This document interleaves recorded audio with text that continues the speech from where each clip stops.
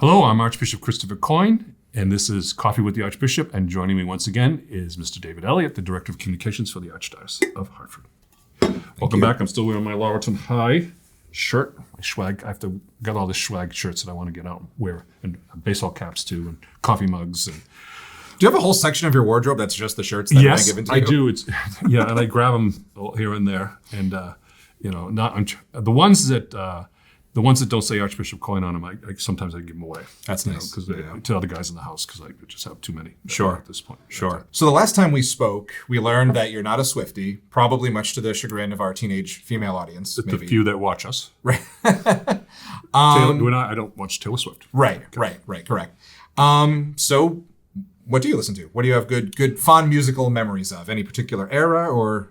Probably 80s and 90s. You know, like if 90s. I'm out walking and I'm not listening to an audible or book, something like that, I'll just say to whatever I'm Alexa, play music from the 90s, pop music from the 90s, or pop music from the 80s.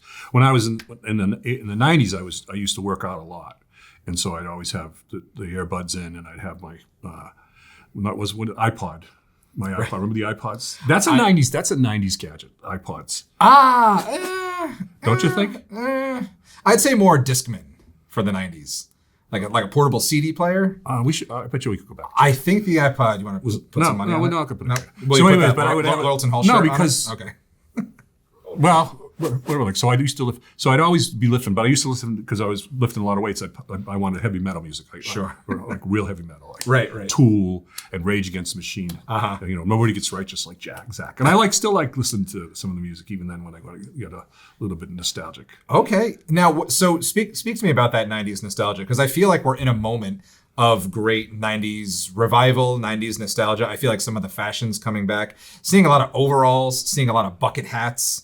Seeing a lot of, hallmarks of 90s fashions. Parachute pants. I don't know if I've seen any of those. But,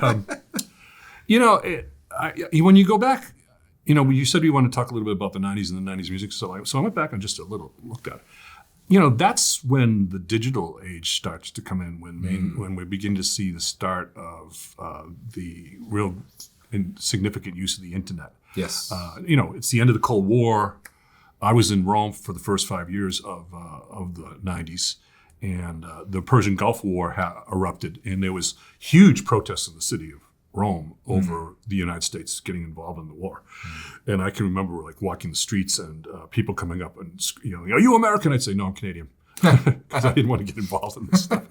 But, and then also, this is when you see the start of Google and Amazon and all these things start in the 90s. And so, it's not just the return of all the things that are part of that culture in terms of like you said, fashion, music, different foods and things like that, drinks, but also I think it's, we're still seeing, in many ways, we're living the result of things that started in the 90s. Do you think, I have this little theory, I think some of the 90s nostalgia is really sort of a nostalgia for really pre-9/11 America, or pre-9/11 times, where things were maybe a little simpler. People weren't always looking over their shoulder, less paranoia. Do you think there's some longing for just sort of a simpler time? I think the 90s feel sort of like that, at least to my generation. I mean, I was born in '87, so really I'm a 90s kid. And I think there is some degree of that I've noticed. What do you think of that? Well, I think I would say perhaps yes, if we haven't seen this before, because in the 70s, I remember all of a sudden you see this big nostalgia for early 60s rock music. So you have groups like Sha Na Na and other things like that. And that was quite, the fad. And then also in the 80s, you also see some people looking back at disco. So not that there's anything wrong with that. That wasn't your scene when you were a kid? No. Okay. I never got the suits. No. All that stuff. I was always into rock and roll. I was Okay. a rock and roller. I wasn't a disco person. But, so there has always been kind of a look back. I'm not sure whether, I don't think my question would be, is there a thought process behind it, or is it just something that's just happening? It's like a cyclical thing, You're looking back, the 90s weren't, if you go back and you look at it, they weren't as quite as safe and quiet as you would think. So maybe historical bias or historical reshaping going on? Yeah, I suppose. But, I think it just keeps people entertained. Well, speaking of being entertained and the 90s, I am going to see Oasis this weekend at MetLife Stadium. I thought They're reunited. the two brothers got back together again. The two brothers, Noel and Liam. I thought they weren't speaking to each other at all. They weren't speaking to each other. They were, I think, essentially completely estranged. But they're back together. They did, I think, a handful of shows in England. And they're doing, I think, 3 American shows, 2 at MetLife, 1 in LA, or 1 or 2 in LA. And I think that's going to be it. Wonderwall, was it? Wonderwall was a big, huge hit. Continues to be a very, very popular song. Shows up on television shows. Yeah, Don't Look Back in Anger, another big song. Mm-hmm. But, I mean, they sold out MetLife Stadium in minutes. I mean, we're talking almost 100,000 tickets.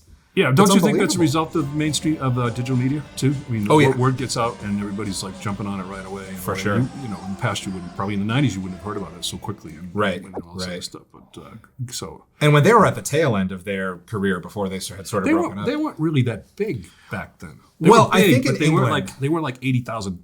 Not then. I think in England they were. In England, because in England they're very protective of popular British bands. I've noticed, I think, culturally, but they were big here, but not that big. I think by the time they had wrapped up, I think in 2009, they were playing like arenas, so big venues, but not MetLife Stadium. They're playing where Taylor Swift plays now, you know. So yeah, and the other thing is, let's talk about something else that was going on in the '90s, and that was when John Paul II was at his height in terms of his health. Yeah, he worked he was part of what ended the Cold War and all that. So that was something too that we could look back with great pride in terms of our church, in terms of how we were a measure of the positive for moving forward in the world.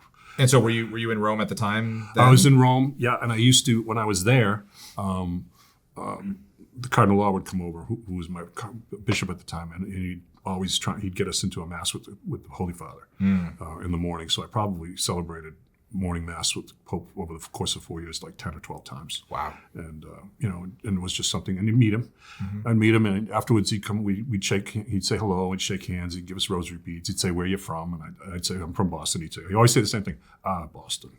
That's what he said.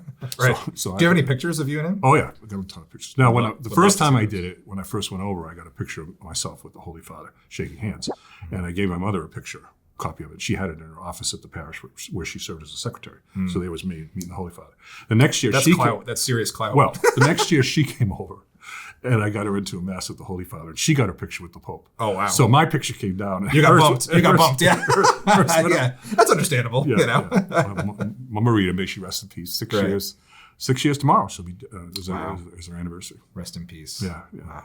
So but I think pop music is just it can be a force for the good and a force sometimes for the negative, but it's also just shows us the beauty, like all art can shows us the beauty of God in the creation of beautiful things like music, like art, like photography, whatever. What do you think pop music of today is telling us? I don't listen to enough of it to really say. I think I'd have to do more of a deep dive on it, and all. So I really can't make a comment upon it, other than I don't run it down because I don't know I don't have any basis on which to run it down or talk about it. Sure. Yeah. Okay. So have a good time at that Oasis concert. When is it? It is the 31st, so it's Sunday of Labor Day weekend. So this will be airing after then. So by our next point, maybe I'll get one of the bucket hats for you if you want a bucket hat. They sell the bucket hats. Parkas, Adidas shirts with the stripes, bucket hats. That's all like Oasis. I've got a bunch of bucket hats, but I also just bought a really big, nice black one. Oh yeah, for when I'm out on events now and walking in Eucharistic processions and things, so I can cover my head. We'll see. They're back. They're back. See? Yeah, and I'm at the leading edge of fashion. That's right. Well, thank you, David, once again. I hope everybody enjoyed this conversation. I'm Archbishop Coyne, and you've been watching Coffee with the Archbishop.